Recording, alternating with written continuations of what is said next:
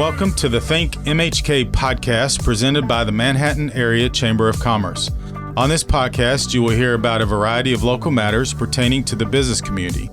You also hear from local business owners to hear their story and gain valuable business insights. Thanks for tuning in today. My co-host for today's segment is a new co-host. We have Amber Wilhelm. Amber, how are you today? I'm doing great, Jason. Thanks for having us. Amber is our talent strategies coordinator and also manages our young professionals program, which is called HYPE. And she's in here because we have the chairman of our HYPE committee, Stephanie Pierce. Hey, Stephanie. Hey, Jason. How are you doing? I'm doing okay. So talk a little bit about your history in Manhattan and how you ended up working at Kansas State University with the Innovation Partners. Yeah, so I have been in Manhattan since 2004 when I attended Kansas State University and just couldn't leave, got stuck here. During my senior year at K-State, I started working for Anderson Knight Architects and had the opportunity to get involved in Manhattan community and really just fell in love with it. Since my background was in business, I always had that entrepreneurial spirit. So from Anderson Knight, I started Purple Swirl Frozen Yogurt. Had the opportunity to run that for a while when something came up at Kansas State to work in the Office of Vice President for Research. And from there, I learned what Kansas State Innovation Partners is and really found a passion in economic development. And of course, you're one of our key partners, and we've worked a lot together on projects. But I will say, you didn't get stuck in Manhattan. You chose to live in Manhattan because it became my family. There you go. Okay. So for those who are unfamiliar with Innovation Partners, what is the organization and what is its role at Kansas State and in Manhattan? K-State Innovation Partners serves three main functions on behalf of the university. Those include technology commercialization, corporate engagement, and economic development. And then through a partnership called Knowledge-Based Economic Development, or KBED, we're able to work collaboratively with community to attract companies by leveraging the assets at the university, things like talent, research, and professional development opportunities. And of course, we had Rebecca on earlier this season, and she talked about the Scorpion project, which was obviously a big project that we all worked on. But there's a lot of other projects that over the last several months that our organization, particularly the Economic Development Group and your organization, have worked on together. So obviously one of our major partners in economic development, and we appreciate all the things that you all have done to help us. It's a lot of fun to work in economic development these days. It is, and we have had a chance to do a lot recently, so that's good. So you're here today, though, to talk about HYPE. And so tell me a little bit about what HYPE is. So HYPE is Manhattan's Young Professionals organization. Our mission is to connect, engage, and develop young professionals to encourage a more vibrant, diverse, and desirable Manhattan. Young Professionals began in Manhattan at the Chamber several years ago. About 3 years ago, we had a group that came together and decided they wanted to reimagine what that might look like. And at the time, Blaine Magis was the one who spearheaded that. But we had a group of about 12 people. And rebranded that HYPE a couple years ago, unfortunately, in February of 2020. And we all know what happened in March of 2020. And so it's been about a year that we've been back at it. And so Amber has been with the group since we've relaunched. So Amber, tell me a little bit about what are the primary activities of HYPE. Yes. So as Stephanie mentioned, HYPE really works to provide both personal and professional opportunities for young people in the Manhattan area. And we do that in line with the goals and philosophies of the Manhattan Chamber. So HYPE has 5 pillars or areas of focus, and we really work to meet the diverse range of needs of those in the Manhattan area. We have both a team of volunteers and are supported by our generous investors in the Manhattan area to help our program to be successful. So some of our monthly events, we have 3 monthly events. We have group lunch, which occurs the first Tuesday of every month. We also have Lattes with Leadership, which occurs the third Tuesday of every month. Or we have our Hooray Thursday, which is our social event, our happy hour event, and that occurs the last Thursday of every month. So Stephanie, following up on that a little bit, talk about how each of those events happens and if somebody's interested in participating, how they would go about participating in one of those events. So we have a website, hypemhk.com. And you can go there. We have our listing of events on there. You can sign up to be a member to receive information about all of our upcoming events. Outlines, our different speakers for lattes, where Hooray Thursdays are at, and then also has those registration links so you can get signed up to attend. And of course, you can sign up to become a Hype member and be added to our newsletter. So let's talk about lattes with leaders. Describe what kind of people you'll have speaking at that and where that is every month. Yeah, so we have local leaders within the Manhattan community coming to present to our young professionals leadership tips that they have learned throughout their successful careers. So we recently hosted Dr. David Rosowski, which is the Vice President of Research at K-State, and we have learned a lot from him, but we have learned a lot from all of our leaders that have presented to our young professionals. So people who've been involved in leadership in Manhattan for a number of years, and those have been well attended. That's one of our, a very popular morning event. Come grab some coffee, learn about leadership, talk to each other. It's been very popular. And then the group lunches, is that where everyone gets together and have lunch, or is that how does that work? Yes, group lunch is a small group of young professionals, typically 3 to 5 young professionals that will meet and gather again the first Tuesday of every month at noon at a local chamber member restaurant. And there's no agenda at those group lunches. You just chat with other young professionals, but it's really a great way for young people to enter into the Hype program if they've never attended an event before. And do you assign people to go to lunch with certain people, or how does that work? Yes, so we gather names throughout the month of different young professionals that would like to attend, and based upon maybe their areas of industry that they're working in and different leadership opportunities, I connect them and assign those group lunches accordingly. And do you go with the same people every month, or do you switch them up, or how does that work? I try to switch them up just, again, based off of their different interests and make sure that they can make meaningful connections in the Manhattan area. And then, Stephanie, the Hooray Thursdays, those seem to be pretty popular. I know at one point we had tacos and trivia, I think, that had 100 people with people still on a waiting list. Yeah, sold out with a waiting list. So that's been very exciting. That's our after hours event. Most of the Hooray Thursdays are just, get together at a local restaurant, time to talk and meet new people through an informal setting. But we've also added some different programming, whether that be games like tacos and trivia or spooky singo, other elements to it to kind of engage our young professionals in different ways. And another cool event that you all have, I think, started having every year is a joint Hooray Thursday with the Wamego Young Professionals, right? Yeah, and we just had that recently and had good attendance from both Wamego and from Manhattan. I think we were about 50-50, so it was good to get both communities together and offer those connecting points. That turned out good. We're 2 years since our relaunch. How would you describe what that 2 years has been like? Well, as you mentioned, it launched right before the pandemic hit, so we've been very appreciative of our wonderful volunteers and our dedicated young professionals that have kind of helped us through the unknowns of the pandemic. And of course, the leadership of Tara Grubb, we were able to stay nimble and keep our young professionals engaged. We officially launched a paid membership in January and are kind of using what we've learned over the past few months to continue to create value and content to help engage more of our young professionals. And I thought it was real exciting. I got a report just a couple weeks ago that we're well over 100 members. So congratulations. That's and still adding. You took over as chair of Hype this year. You mentioned Tara. Tara had served as chair of the Hype group for the 2 years after the relaunch.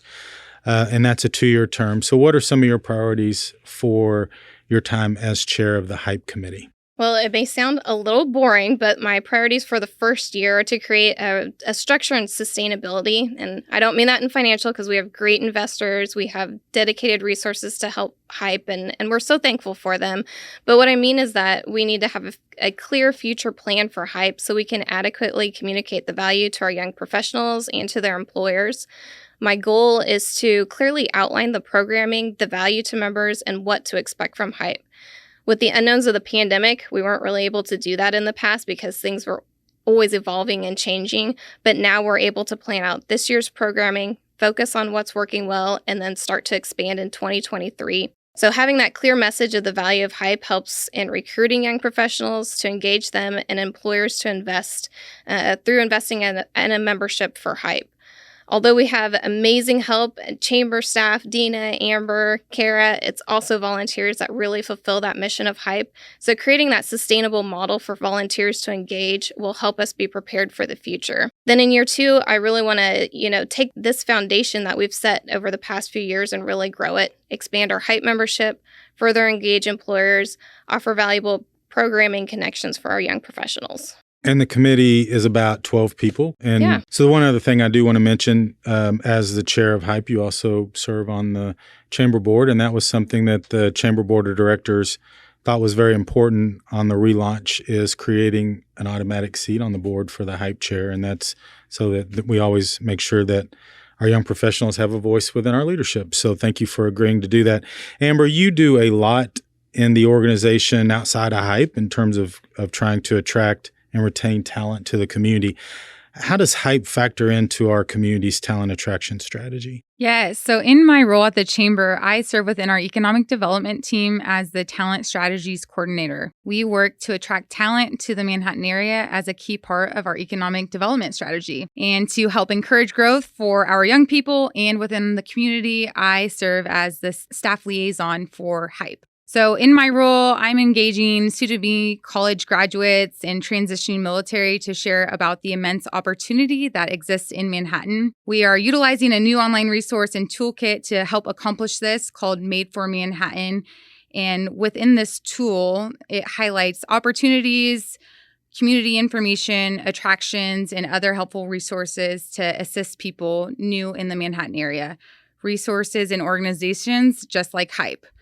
So the presence of a thriving young professionals program is really important because people want to go where there is vibrancy. They want to go where there is growth and advancement.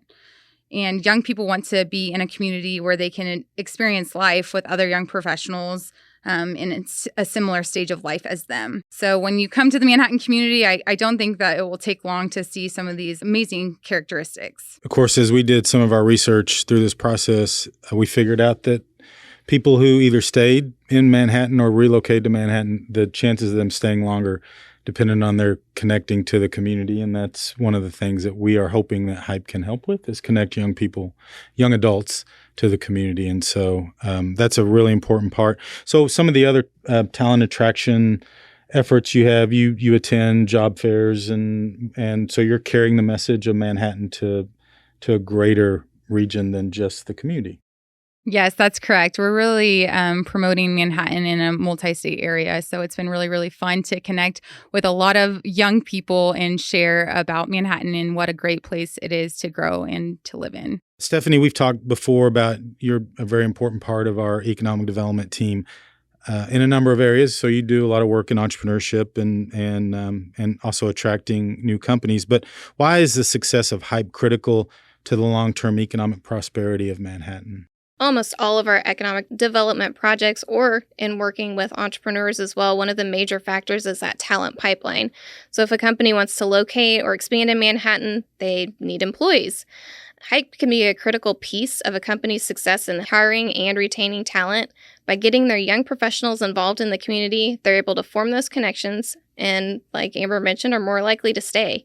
Adding a benefit like HYPE to an employee's hiring packet allows those young professionals the opportunity to engage with others in the community, form friendships, get involved, and that'll in turn hopefully create a long-term talent pool that stays in Manhattan. I thought it was interesting at our recent leaders retreat, we had Paul Hughes with the state of Kansas, who's now the Deputy Secretary of the Department of Commerce. And he mentioned that when he was being recruited from Arizona to take that position, that the first question he asked was, how many graduates are you losing every year?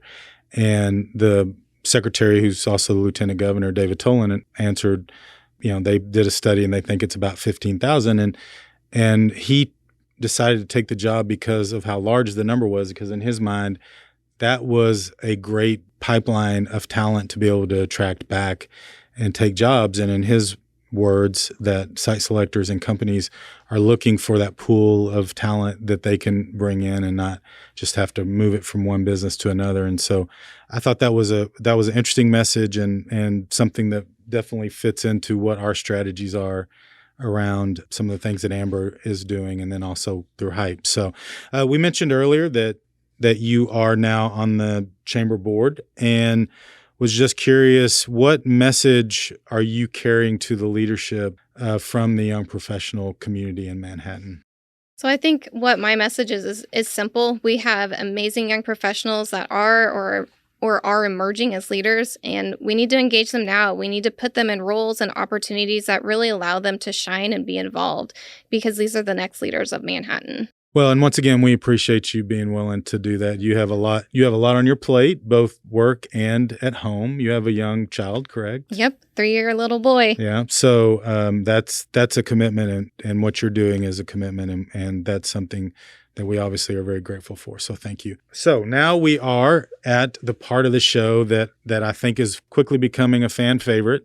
And that's the rapid fire questions. We have 10 questions here that we will give to you, and you will answer as quickly as you can, and get to know a little bit more about Stephanie Pierce. Are you ready? You think you can handle this? I think I can handle it. Here we go. Number 1, what is something that people often find surprising about you?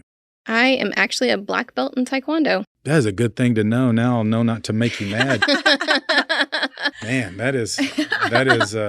that's great information to have. I didn't even know that, and I work with her fairly regularly, so now I'm definitely going to be a little more careful. What are you currently reading, or what is your favorite book?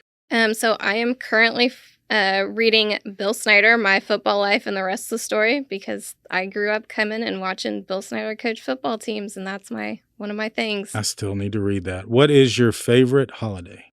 Thanksgiving. So why? Why is Thanksgiving your favorite holiday? Food. I like to eat. What advice would you give now see, this is, usually we're asking this question of like 50 and 60-year-old people, but I feel like you were just 19. But I'm going to ask this question. Well, I'm a little older. What advice would you give the 19-year-old you? I would tell myself to stop looking into the future and enjoy the now.